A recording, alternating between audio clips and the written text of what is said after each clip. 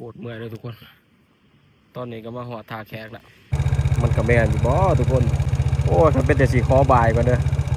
ขอกลับก่อนน้ำใสดีเนาะติดน้ำคักเลยนี่ประมาณนี้ทุกคนเลยโอ้เรียบร้อยฝนตกสวัสดีทุกคนมือที่สองของการเดินทางนะตอนเขายังอยู่ปากสัน เขาจะเดินทางไปลงมาไต่ไปแล้วเนาะหมู่ว่าสิหอดใจแต่ว่าจุดหมายปลายทางเขาก็คือเซโนเนาะเซโนตอนนี้อยู่ปากสันสวยแหละไปเดี๋ยวเราออกไปเดินทางก่อนเดี๋ยวเช็คเอาแล้วก็ออกเดินทางเลยเนาะเหมือนวันที่หาเข้ามาพายุเลยเดี๋ยวโอ้โหว่าเอาสิเจอพายุหรือบ่ไปทุกคนออกไปก่อนมาเดี๋ยวออกเดินทางต่อ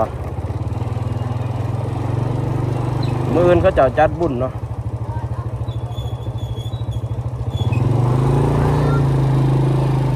ต้องให้ไปทางนี้ได้นี่เดี๋ยวเราว่าเดี๋ยวสายขึ้นไปเดี๋ยวกลัวบ่ได้แล้วเรา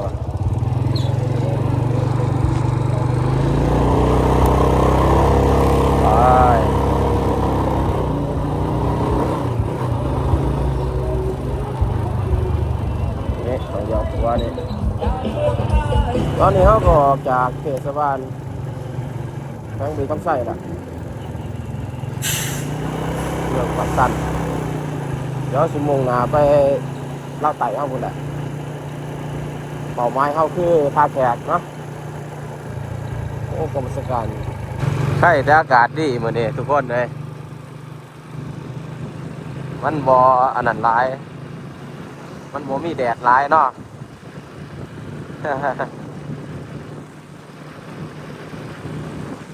โอ้เส้นทางนี่สุดยอดเลยงามหลายแต่ก็สบายอีกทีก็ได้ทางดีมาเลยโอ้รถเมล์ปักเซ่ฮะก็มาเวียงจันทน์มาสะแต่ว่าปกติมันพอดเรียงแล้วปันนี่ขอให้เดินทางด้วยความสวัสดิภาพหัวหวยน้องปึงเอายึดแล้วบัดนี้วิทย์เทศบาลแขวงแล้วบัดออกไปก็จะเป็นเมืองยังบัดนี้นครปากเซ่519กิโลเมตร519ตอนนี้โรงเรียนบ้านหน้าสมหม้อเรื่องของสัตว์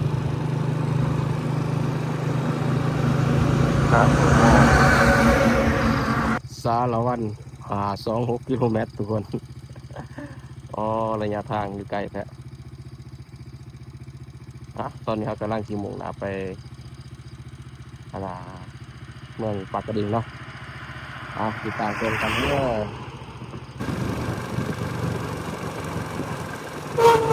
สื่ออันนี้ซะเนาะแวะสื่อโอ้หมากสมโอสบายดี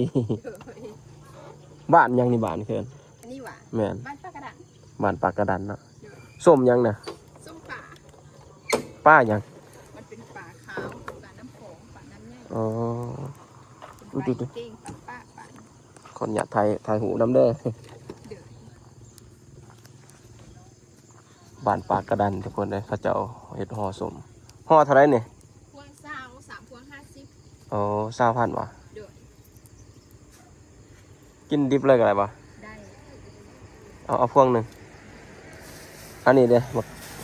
อันนี้แพ็คที่50เอา40มาได้แค่นั้นเอาสมก่อนทุกคนเลยเดี๋ยวเราไปกินเขากันเนาะเอาก่อนเอาอันนี้นะโดยปลูกเองวะซื้อข้าเจ้าคิดว่าบ้านนี้เขาจะปลูกอันนี้ซื้อบ้านนี้ปลูกสลีมะเตงโดยแต่ว่าสลีน้ำท่วมแล้วยังปลูกไม่ได้โอเคใจเย็นก่อนไปทุกคนเดินทางต่อบัดนี้กลับก่อนบ้านปากกระดันเนาะซื้อมักสมกินพ่อได้แก่ง่วงน้ำผ้าพ่อบ่นอนหัวหนำดันโอ้ ส่วนหลายแถวนี้มันสิเป็นปากน้ำเนาะปากน้ำระหว่างสายน้ำกับแม่น้ำคลองมันคลองใส่กันให้ทุกคนนะขี่รถเงาไปเงาไปเด้อ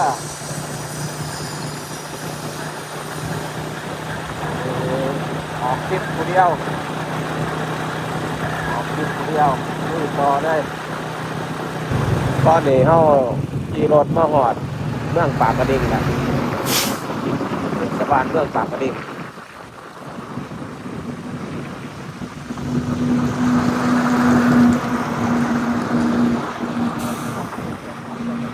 แวะพักรถก่อนทุกคนเลยตอนนี้เอามาหอดปากกระดิ่งแล้วเนาะอันนี้คือบรรยากาศด้านในเข้าไปบูซาอันนี้คือครัวเนาะครัวคำ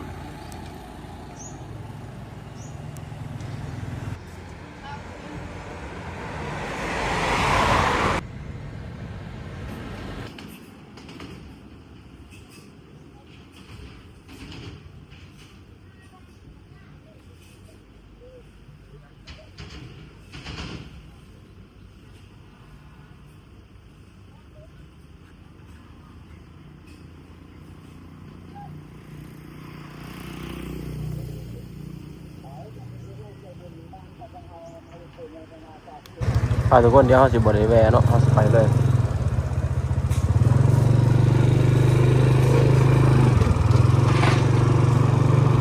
หัวขามปากกระดิ่ง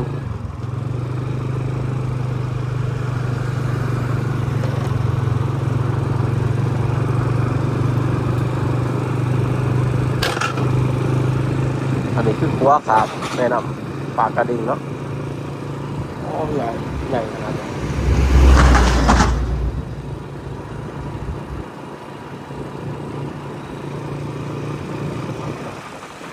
บ่อนี้มันจะเป็นโขงเลยทุกคนนะ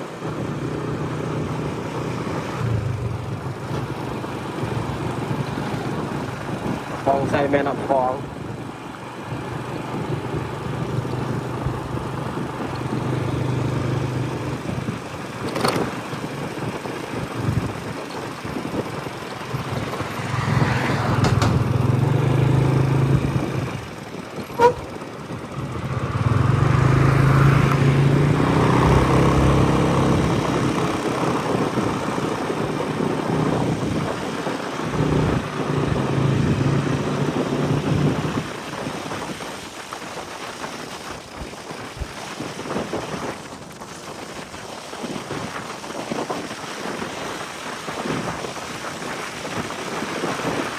อันตรายเนาะ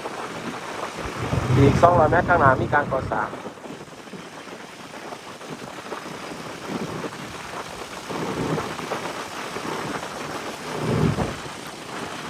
สายหลักกระดิ่ง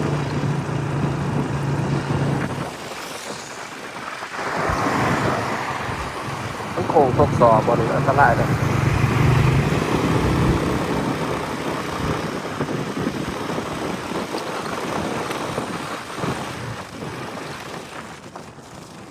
แนะนำกระดิ่งเนาะ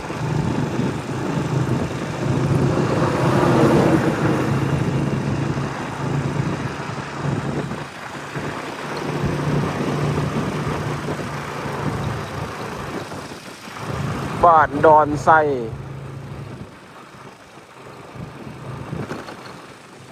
แม่น้ำกระดิ่งนี่ใหญ่เนาะเป็นตัวอย่างเลยเห็นนะยูทูบเบอร์บาวนิพนธ์ทับตะกะเนาะของนะเคยเล่านะเห็นเมียเราขับเซ้ยขับเพื่อนนะโคตรขนาดเจ็ดหน้าอยู่ฝากนำ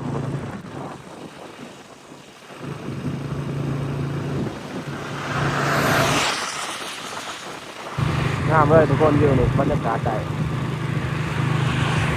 สวยงามสุดยอดผ่านโคนเจริญเมืองปากกระดิ่ง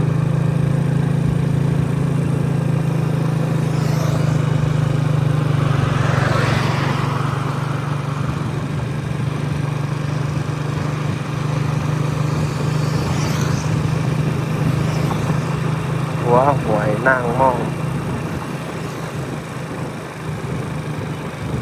ทุกคนในตอนนี้ก็มาหอดบ้านโพนเจริญเนาะ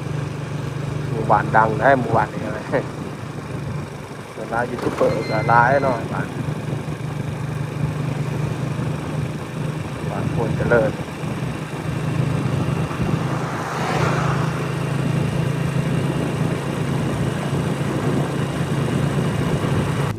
พี่น้องตอนนี้เขามาแวะซื้อเขาอยู่ตลาดบ้านตรงหน้ามีจะกินเขาแล้วเดี๋ยวเขาไปสอบบอลกินเขาก่อนกินสมปลาที่ว่าเขาซื้ออยู่บ้านนะปลากระดันนี่แหละเพื่อเราเขาสิเดินทางไป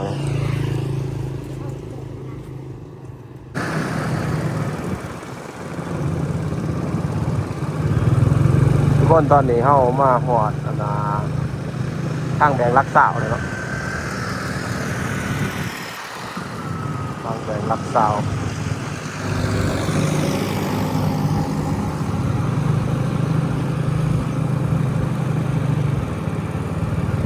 บ้านเนี่ยเกินครับนี่บ่อทางแดงรักษาแม่นเนาะอันนี้เป็นตลาด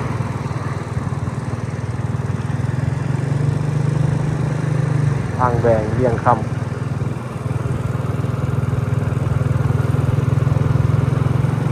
ท่าแขกเซโนท่าแขกยัง100 กว่ากิโลเมตรรักเก้าเก่า17 กิโลเมตร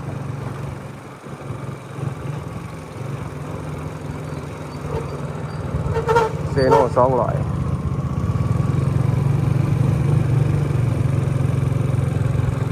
โอ้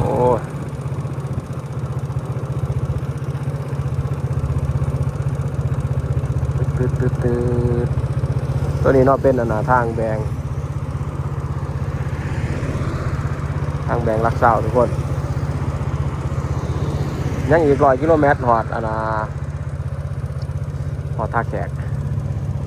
ท่าไฟแดงก่อนบ้านนาเลียงฟ้างามเนาะฟ้าหินบ้านเงิน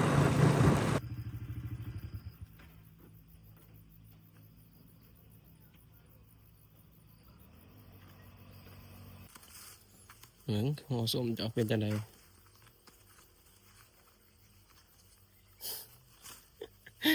โอ้หัวส้มบ้านอันยังก็บ้านปากกระดัน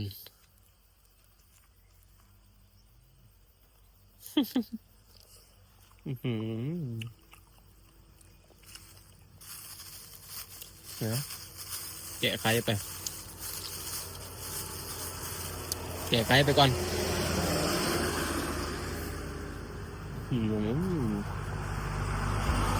พี่น้องตอนนี้เขาก็มาหอดเขตเมืองหินบูนขึ้นกับแข้งคำหมวนแล้วเนาะบอติงก็เลยมาแวะกินเขาอยู่แคมทางนี่ก่อนเพราะว่ามันหอดเวลาเที่ยงแล้วอาหารเที่ยงเฮามื้อนี้ก็มีสมปลาขาวหันเนาะที่ว่าเฮาซื้ออยู่บ้านปากกระดานนั้นมาแวะนั่งกินเขาอยู่แคมทางแล้วก็พักผ่อนก่อนพี่น้องเอ้ยเพราะว่าอากาศร้อนเนาะอยู่แถวทางลงเมื่อไต่เฮาเนี่ยนะฮ้อนแท้ฮ้อนว่าเนาะแล้วก็ซอกหาบ่อนกินข้าวก็ยากขนาดก็เลยว่ามานั่งสนอยู่บ่อนป้ายรถเมล์อยู่แคมทางนี้เนาะกินข้าวแล้วก็กินข้าวกินน้ำแล้วพักผ่อนนิดนึงแล้วก็สิเดินทางต่อพี่น้องเอ้ยนั่นแหละก็ฝากเป็นกำลังใจติดตามรับชมไปนำกันเด้ออย่าสิฝ่าเบื่อกันเด้อพี่น้องเด้อมาซีมอันนี้หมักสมแล้วเบิ่งเป็นจังได๋คือสิคักอยู่ขอเบิ่งเนื้อแดงดีว่ะโอ้ขี่รถแล้วก็งูออกนอนไปนำโอ้ตายแล้วโอ้เขาเจ้าเฮ็ดแบบนี้บ่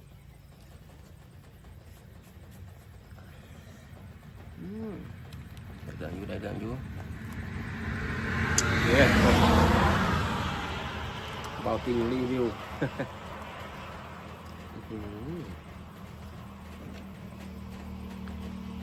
หวานเดียว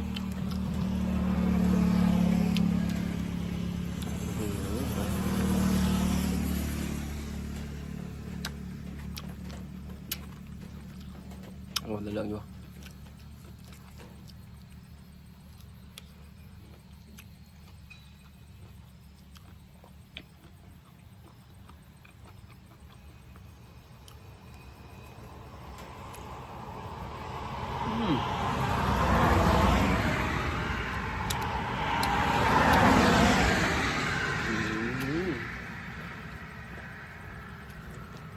ยอด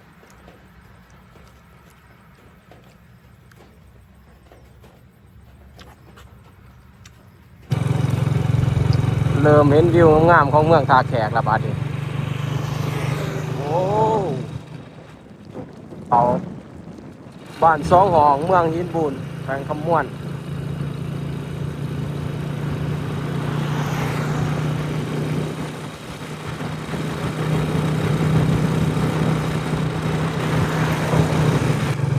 ตอนนี้เขามาหอดเมืองหินปูนนะเทศบาลเมืองหินปูนเนาะโอ้ขอบคุณครับโอ้พระพุทธองค์พระพุทธเจ้าองค์ใหญ่เลยตอนนี้ก็มาหอดนาเทศบาลเมืองหินปูนแหละ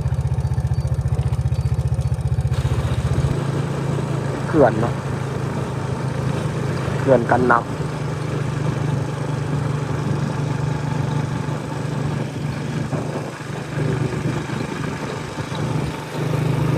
หอดแล้วเมืองหินปูน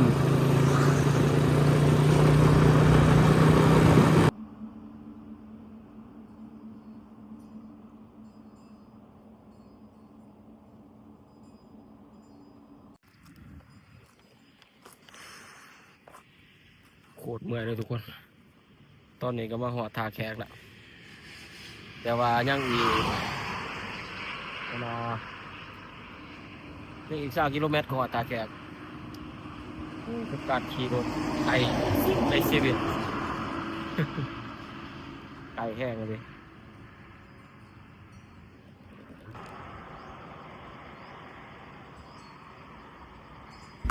ตอนนี้เฮาก็มาหอดท่าแขกเป็นที่เรียบร้อยแล้วเฮามาหอดกัน1 โมงแล้วทุกคนเอ้ยก็ถือว่าคันเฮาสิยิงยาวไปเซโนนี่ก็ได้อยู่เนาะแต่ว่าข่อยอยากพาทุกคนมาเบิ่งมาเลาะเบิ่งแหล่งท่องเที่ยวของแขวงคำม่วนนี่ก่อนเนาะเป้าหมายเฮาก็คือท่าฝรั่งเขาเห็นเขาเจ้าถ่ายรูปลงว่าคือว่างามเนาะเดี๋ยวเฮาสิพาทุกคนไปเบิ่งท่าฝรั่งแต่ว่าวิวระหว่างกลางทางสิไปนี่ป๊อบอกได้เลยว่างามเลยทุกคนอันนี้เขาเจ้าก็เกี่ยวเขาข้างทางคักขนาดแข้งอื่นยังบ่ทันได้เกี่ยวแข้งขมวนเกี่ยวแหละโอ้ยเนาะสะอ่อนเขาเลยเนี่ยเขาเจ้าก็มีแต่เป็นห่วงดีเขาเจ้านะบรรยากาศระหว่างข้างทางโอ้งามเลยแข้งขมวนนี่เป็นแข้งหนึ่งที่ข้อยประทับใจหลายเนาะแบบวิถีชีวิตธรรมศาสตร์แล้วก็แหล่งท่องเที่ยวภูผาป่าดงโอ้ยงามเลยทุกคนนะระหว่างทางไปท่าฝรั่งเดี๋ยวเฮาแวะถ่ายรูปทางเขาสถานที่ท่องเที่ยวแขวงคำม่วนนี่ก่อนเนาะอันนี้คือทางเขาถ้ำหนองปลาพาและทางนี้ก็สิเป็นทางเขาไปห้วยน้ำใสทุกคนเอ้ยไปเดี๋ยวเฮาไปแวะห้วยน้ำใสเบิ่งก่อนแหละหลังจากออกจากห้วยน้ำใสแล้วเฮาก็สิไปแวะเบิ่งท่าฝรั่งบ่ฮู้ว่าปัจจุบันนี่เพิ่นเปิดให้บริการหรือบ่หรือว่ายังสิสวยงามหรือบ่ก็ติดตามชมไปนำกันเด้อทุกคนเด้ข้างทางนี่ขายคือวังเวียงเลยบรรยากาศแบบเดียวกับวังเวียงเลยโอ้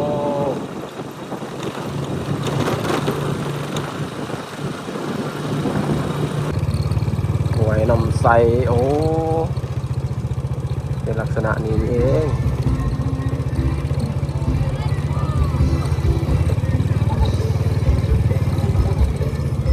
โอ้เป็นแบบลักษณะอันนี้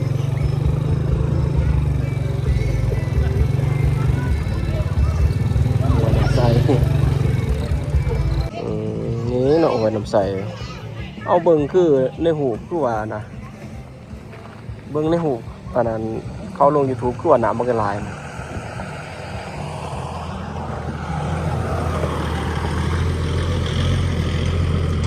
น้ำใสดีเนาะดินน้ำคักเลยเนี่ยประมาณนี้ทุกคนเลยปะเดี๋ยวเขาออกนี่ว่าทุกคนทางเขาท่าฝรั่งเอาไปเบิ่งลองไปเบิ่งเป็นจังไดฝรั่งมั่งสีขาว2 กิโลเมตรครับโอ้ยทางเขาเนาะสถานที่ท่องเที่ยวก็ฝนตกอะไรนี่นะหัว มีแต่ไฟเดียวไม่ไปเลยมันกระแบนอยู่บ่ทุกคนทางไปหาฝรั่งเลยโอ้ถ้าเป็นแต่สีขอบายก่อนเด้อขอกลับก่อนยอม คอยเขามาว่าเปื่อนอะไรมาหอดวีเจอกากเอกโอ้ยอย่ามืดแน่แหละมาพูดเดียวเลยอย่าไปเดี๋ยวเขาจะได้ออกไปสอบที่พักก่อนโอ้เรียบร้อยฝนตกหนักเลยแต่ผมไปทาฝรั่งมันไปดิพยานออกมาบ่ได้รถบอลสร้างอย่าง เดี๋ยวสาวพื้นเข้าแต่สิเขาไปนอนทาแขกก่อนนักหน่วงเลยมันฝนตกแห้งแล้วนี่ก็ว่าพายุสิเขามากเลยนะเดี๋ยวพอกันอยู่บอลภาคกูแหละพายุเขาได้เลยโอ้เขาบอกว่าพายุสิเขาแม่นแท้เนาะพายุสิเขาแม่นแท้แม่นบาดีโอ้ดีแต่บอนะบขี่รถเมื่อนะเซโน่เลยเอานอนสิละตอนแรกเขา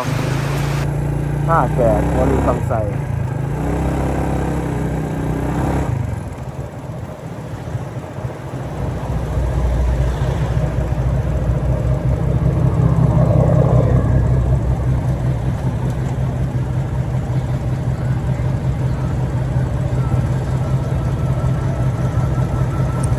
โอ้ทุกคนเลย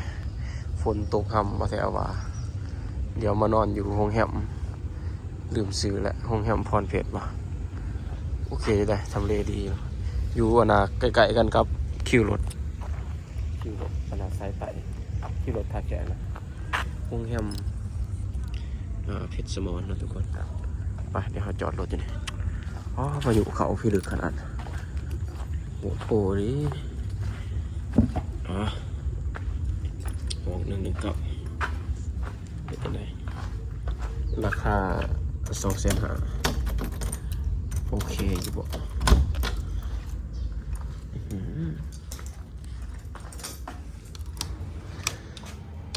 โอ้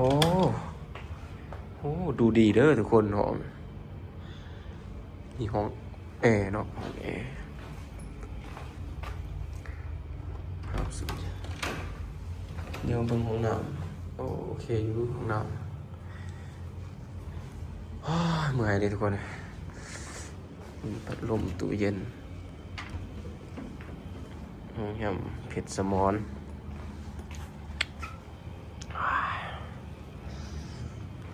ได้เรื่อง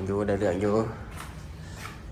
250,000ไปเดี๋ยวเราออกไปหากินข้าวกินน้ำก่อนโบไว้นะเอ้ยออกไปหาเลาะเซินก่อนตู้ออกอีก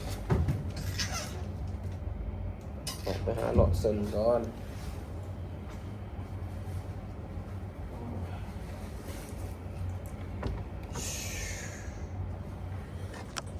คลิปนี้ก็สิถือว่าจบการเดินทางเลยทุกคนเดี๋ยวเราออกไปหากินข้าวกินน้ำก่อนตอนนี้เรามากินข้าวอยู่ท่าแขกเนาะอยู่ต่อหน้าคิวรถท่าแขกเลย มาสั่งผัดกะเพราหมูกินว่าเหมือนนี้พี่เลือกลีเดินทาง ตั้งแต่บุรีคำไส้เนาะออกบุรีคำไส้7 โมงมาหอดท่าแขกแท้จริงก็มาหอดตั้งแต่1 โมงแหละพอดีไปแวะสถานที่ท่องเที่ยวแน่เนาะก็เลยว่าฝนตกเลยวันนี้บริกินเขาเลยนะมีแต่แวะกินเขาอยู่นะกินสมหมูปลากระดันนั้น สมปลาเนาะลืมว่าสมหมูอันนี้คือบรรยากาศคิวรถท่าแขกปกติมาหอดนี่ก็ค่ำเนาะเดินทางแต่ละเทื่อกันเลยส่วนในเมื่อนี้เป็นครั้งแรกเลยที่มานอนท่าแขกคิวรถสายไต่ตรงนั้นคิวรถสายไต่เส้นทางที่13ไต่มาแล้วกะเพราหมู